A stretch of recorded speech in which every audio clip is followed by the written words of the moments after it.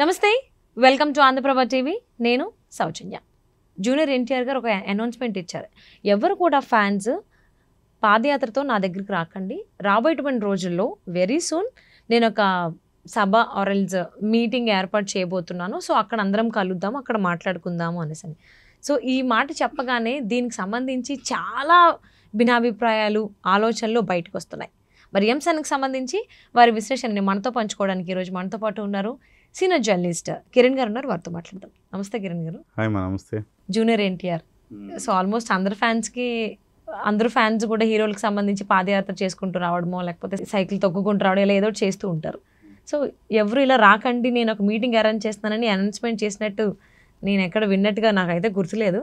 అంటే జూనియర్ ఎన్టీఆర్ గారు ఇలాగా మీరెవరు ఇలా పాదయాత్ర చేసుకుంటూ రాకండి, రాబోయేటువంటి రోజుల్లో నేను ఒక మీటింగ్ పెడతా, అక్కడ కలుద్దాం, అక్కడ మాట్లాడుకుందాం అని చెప్పినట్టుగా తెలుస్తుంది. అంటే దీన్ని రాజకీయ కోణంలో కూడా కొంతమంది చూస్తూ ఉన్నారు. సో ఎలా చూడాలి అంటారు? అసలు ఏంటి ఆ అనౌన్స్మెంట్ వెనకాల ఉన్న ఆంతర్యం ఏంటి?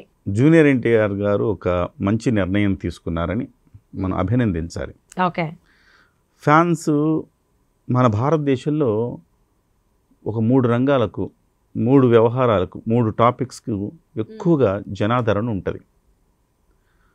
Cricket, crime, politics. Okay. Cricket అంటే వేలం వెర్రి, 3 Cలు 1 P.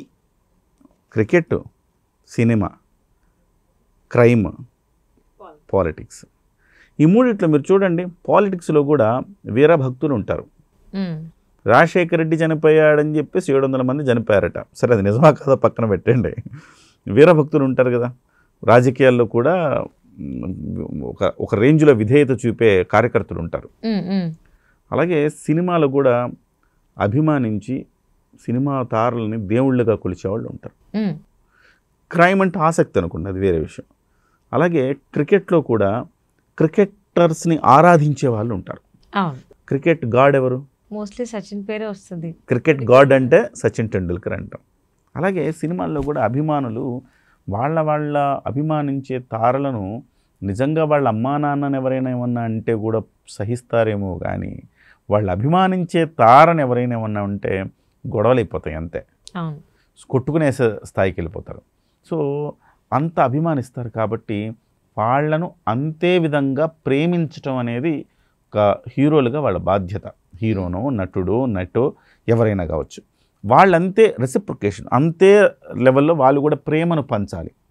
చిరంజీవి గారు ఒక సందర్భంలో ఇందిరా ఫంక్షన్ అనుకుంటా, ఆ ఫంక్షన్లో మాట్లాడుతూ నేనెవరు, మీరెవరు, ఇంతలా నా మీద ఇంత ఆదరాభిమానాలు చూపిస్తున్నారే, సో నన్ను ఇంత ఇష్టపడుతున్నారు, నిజంగా నా తమ్ముళ్ళు కాదు కదా మీరు, సో ఇవాళ నుంచి మీరు నా బ్లడ్ బ్రదర్సు అని అన్నారనమాట ఆయన. అంటూ సో ఇంత చూసిన తర్వాత అనిల్ కపూర్ అడిగారంట, ఏంటి ఇంతమంది జనమా మీకు, మామూలు లేదండి, ఇది అసాధ్యం, మామూలుగా అయితే ఇది ఎట్లా మీకు ఇంతమంది జనం వచ్చారంటే, సో అది నా అదృష్టంగా భావిస్తానని చెప్పి ఆ రోజు వెళ్ళి నేల మీద పడుకొని నిద్రపోయాడట. ఎందుకంటే అంతమంది నన్ను అభిమానిస్తున్నారంటే అది నా తలకెక్కకూడదు కదా అని నేల మీద పడుకొని నిద్రపోయారట. అట్లా ఉంటుందన్నమాట అభిమానుల ఆదరణ. చిరంజీవికి స్థాయిలో ఉండొచ్చు, అల్లు అర్జున్ స్థాయిలో, అలాగే జూనియర్ స్థాయిలో ఉండొచ్చు. ఎవరి అభిమానులు వాళ్ళకు ఉంటారు. అయితే వీళ్ళందరూ వాళ్ళ ఇష్టమైన అభిమానుల్ని, ఇష్టమైన హీరోని చూడటానికి పోటీపడి వచ్చి తొక్కిసలాట జరిగి మరణించిన సందర్భాలు చూసాం. తిరిగి వెళ్ళిపోయేటప్పుడు చనిపోయిన సందర్భాలు చూసాం. ఫ్లెక్సీలు కట్టేటప్పుడు చనిపోయిన సందర్భాలు చూసాం. సో ఇట్లా అనేక సందర్భాల్లో ప్రాణాలు కోల్పోవడం కూడా చూసాం. అయితే దీనికి చెలించిన జూనియర్ ఎన్టీఆర్ అంటే ఆయన కోసం ఇటీవల కాలంలో చాలామంది పాదయాత్ర చేసుకుంటూ వచ్చారు, ఒకళ్ళిద్దరు. మొన్న కూడా రామ్ చరణ్ గారు కోసం కూడా ఒక అతను శ్రీకాకుళం నుంచి పాదయాత్ర చేసుకుంటూ వచ్చాడు. సో ఇలా అంత దూరం నుంచి మీ అభిమానం ఉండొచ్చు, కానీ అంత దూరం నుంచి మీరు రావడం, మీ కుటుంబాన్ని ఇబ్బంది పెట్టడం, మీ శరీరాన్ని కష్టపెట్టుకోవడం కదా, కాబట్టి ఎందుకు అలా చెయ్యొద్దు అని చెప్పేసి జూనియర్ ఎన్టీఆర్ గారు ఒక మంచి సదుద్దేశంతో ఒక మంచి నిర్ణయం తీసుకున్నారు. మిమ్మల్ని అందరినీ కలుస్తా, ఒక భారీ ఎత్తున సమావేశం ఏర్పాటు చేద్దాం, అభిమానులను కలుస్తా, అందరినీ పలకరిస్తా, అందరితో మాట్లాడతా అని చెప్పారు. ఒక మంచి నిర్ణయం, ఒక మంచి సంప్రదాయం మనం చెప్పాలి. ఇదేమి కొత్త సంప్రదాయం అయితే కాదు. గతంలో మనం రజనీకాంత్ గారిని చూస్తే రజనీకాంత్ గారు ఈ సంప్రదాయం గత అనేక సంవత్సరాలుగా కొనసాగిస్తూ వస్తున్నారు. ఆయనకు సంబంధించిన కళ్యాణ మండపం ఒకటి ఉంది. ఆ కళ్యాణ మండపంలో ప్రతి ఏడాది అభిమానుల కోసం ఒక సమావేశాన్ని ఏర్పాటు చేసేవారు. సో అభిమాన సంఘాలు ఆ వ్యక్తులందరూ వచ్చి ఆయన్ని చూసి ఆయన్ని కలిసి వీలైనంత మందికి ఫోటోలు ఇచ్చేవారు. ఆ రకంగా రజనీకాంత్కి అలవాటు అది. అలాగే చిరంజీవి గారు తన బ్లడ్ బ్యాంకులో ఎవరైతే అందరినీ కలవలేరు కదా చిరంజీవి గారిని, ఎవరైనా అందరినీ కలవటం అనేది అసాధ్యమైన అంశం కదా. సో ఎవరైతే బ్లడ్ బ్యాంకులో బ్లడ్ ఇస్తూ ఉంటారో అంటే అభిమానం పీక్స్ అయితేనే కదా ఇస్తారు. అభిమానం చిరంజీవి మీద మనకు బాగా అభిమానం ఉంటే మనం చిరంజీవి బ్లడ్ బ్యాంక్కి వెళ్ళి అభిమానంతో మనం బ్లడ్ ఇస్తూ ఉంటాం. సామాజిక సేవ, పైగా అది కూడా అన్నయ్య చెప్పాడు కాబట్టి ఇస్తామని వెళ్తూ ఉంటారు. సో అలాంటి వాళ్ళందరికీ కూడా చిరంజీవి గారు కూడా ఏడాదిలో ఒక 3-4 సార్లు వాళ్ళందరినీ మళ్ళీ పిలిపించడము, వాళ్ళతో ఫోటోలు దిగడం చేస్తూ ఉంటారు. ఇది పాత సంప్రదాయమే. కానీ ఇటీవల కాలంలో అది ఈ తరం హీరోలు ఫాలో అవ్వట్ల. ఈ తరం హీరోలు దాన్ని పెద్దగా ఆచరణలో పెట్టినట్టుగా నాకు కనపడల. ఇప్పుడు జూనియర్ ఎన్టీఆర్ గారు ఈ తరహా కార్యక్రమం చేయడం ద్వారా మళ్ళీ మర్చిపోయిన సంస్కృతిని మళ్ళీ ఆ సంప్రదాయాన్ని మళ్ళీ తీసుకొచ్చినట్టయింది. అది ఉభయ కుశలోపరి. అటు అభిమానులకు ఆనందాన్ని కలిగిస్తాడు, ఇటు తాను కూడా నేను మీ వాడిని అని చెప్పుకునే ఒక ప్రయత్నం చేసుకోవడానికి ఒక వేదికగా దాన్ని వాడుకునే అవకాశం ఉంది. సో అది నెంబర్ 1 లక్ష్యం. నెంబర్ 2 లక్ష్యం రాబోయే భవిష్యత్తులో రాజకీయంగా ఎలాగైనా ఉండొచ్చు, ఆయన పాలిటిక్స్లోకి వచ్చే అవకాశం ఉండొచ్చు, ఉండకపోవచ్చు. కానీ రావాలనుకుంటే ఇవాళ వ్యాక్యూమ్ లేదు, కానీ 2034లో వ్యాక్యూమ్ వచ్చిందనుకోండి, అప్పుడు రావాలనుకోండి, అప్పటికి ఈ అభిమానుల సంఘాలను సంఘటితం కావాలి కదా. సంఘటితం కావాలంటే ఇలాంటి మీటింగ్లు ఎవ్రీ సంవత్సరం, ఎవ్రీ ఇయర్ ఇలాంటి మీటింగ్లు కండక్ట్ చేయడం ద్వారా వాళ్లకు తానకి ఒక మధ్యలో ఒక రకమైన బాండింగ్ అనేది క్రియేట్ చేసుకోవడం ద్వారా 10 ఏళ్ల తర్వాత రాజకీయాల్లోకి వచ్చినా కానీ, ప్రతి ఏడాది ఇది కంటిన్యూగా చేసుకుంటూ వస్తే 10 ఏళ్ల తర్వాత అతను రాజకీయాల్లోకి వచ్చినా కానీ ఇది అక్కడ రిఫ్లెక్ట్ అవుతుంది. ఓకే. సో అది రెండో లక్ష్యం, అది హిడెన్ ఎజెండా అని మనం భావించవచ్చు. కానీ ఇప్పటికిప్పుడు రాజకీయాల్లోకి వస్తారా అంటే ఖచ్చితంగా ఇప్పటికిప్పుడు రాజకీయాల్లోకి రారు అని మనం చెప్పాలి. ఎందుకంటే ఆయన చాలా పీక్స్లో ఉన్నారు, చాలా ఉచ్చ స్థితిలో ఉన్నారు ఆయన హీరోగా. ఇవాళ వారు సినిమా చేస్తున్నారు, నేరుగా స్ట్రైట్ హిందీ ఫిల్మ్, అది మల్టీ స్టారర్ ఫిల్మ్ చేస్తున్నారు. సో పాన్ ఇండియా మనం ఈ తెలుగులో సినిమా తీసి అన్ని లాంగ్వేజ్లో డబ్ చేసి పాన్ ఇండియా అంటున్నాం. కానీ ఒక హీరో నేరుగా హిందీలో చేసి, హిందీ నుంచి మన తెలుగు హీరో వెళ్ళి హిందీలో చేసి హిందీ నుంచి తెలుగు డబ్ చేస్తే అది నిజమైన పాన్ ఇండియానేమో అనిపిస్తూ ఉంటుంది నాకు అప్పుడప్పుడు.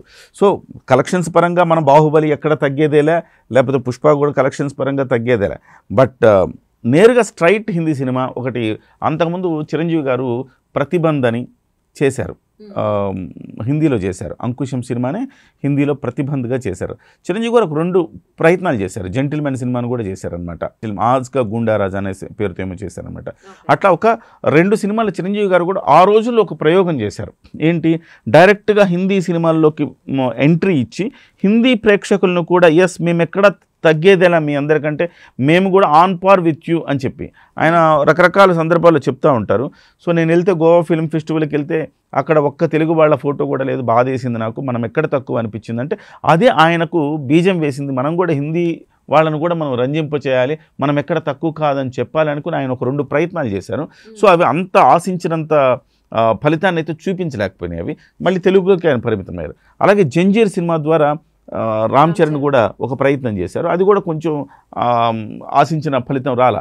ఇప్పుడు వారి ద్వారా జూనియర్ ఎన్టీఆర్ గారు ఆ ప్రయత్నం చేస్తారు. ఇది డెఫినెట్గా ఈ రోజుల్లో దక్షిణాది సినిమాలన్నింటిని ఆదరిస్తున్నారు వాళ్ళు. అంటే జూనియర్ ఎన్టీఆర్ గారు ఏదైతే మీటింగ్ పెట్టాలని చెప్పి ఆలోచిస్తున్నారో ఆ సమయంలో ఆ మీటింగ్ అంటే అట్లీస్ట్ అబౌట్ పాలిటిక్స్కి తన ఎంట్రీ ఉంటుందా ఉండదా, ఎప్పుడు ఉంటుంది ఏంటి, దాని గురించి మాట్లాడేటువంటి అవకాశం ఉంది అనుకోవచ్చా? కేవలం సినిమాకి సంబంధించి మాత్రమే మాట్లాడతారు అనుకోవాలా? కేవలం సినిమాకి సంబంధించి మాత్రమే ఉంటుంది. అయితే నాకు తెలిసి కొన్ని క్వశ్చన్లు వేయిస్తారు అనుకుంటున్నా, ఇంట్రెస్ట్ క్రియేట్ చేయడానికి. ఇక్కడి నుంచే కొన్ని క్వశ్చన్లు వేయిస్తారు అనుకుంటున్నా. రాజకీయాల్లోకి ఎప్పుడు వస్తారు అంటే దాని గురించి ఆయన ఏదో ఒకటి ఆబ్వియస్లీ ఫ్యాన్స్ అడుగుతారు, అభిమానులు అడుగుతారు. అడగకపోయినా వీళ్ళు కొంచెం కన్స్ట్రక్టివ్గా క్వశ్చన్స్ వేయిస్తారని నాకు అనిపిస్తుంది. సో అట్లా ఆయన డెఫినెట్గా ఒక 2-3 మసాలా దట్టించే క్వశ్చన్లు కూడా ఉండొచ్చు. అట్లా వాళ్ళతో క్వశ్చన్లు, ఇంటరాక్షను, వాళ్ళతో ఫోటోలు దిగడం ఇవన్నీ ఉండొచ్చు. సో ఇంత కెరీర్, నేను ఇంతకుముందు చెప్పదలుచుకుంది ఏంటంటే, ఇంత కెరీర్ పీక్స్లో ఉన్నప్పుడు, ఇవాళ హిందీలో కూడా నేరుగా సినిమా తీస్తున్నంత స్థాయిలో కెరీర్ ఉన్నప్పుడు ఆయన రాజకీయాల్లోకి వస్తాడా అంటే డెఫినెట్గా రాడని మనం చెప్పుకోవాలి. అంత స్పేస్ కూడా లేదు ఇక్కడ.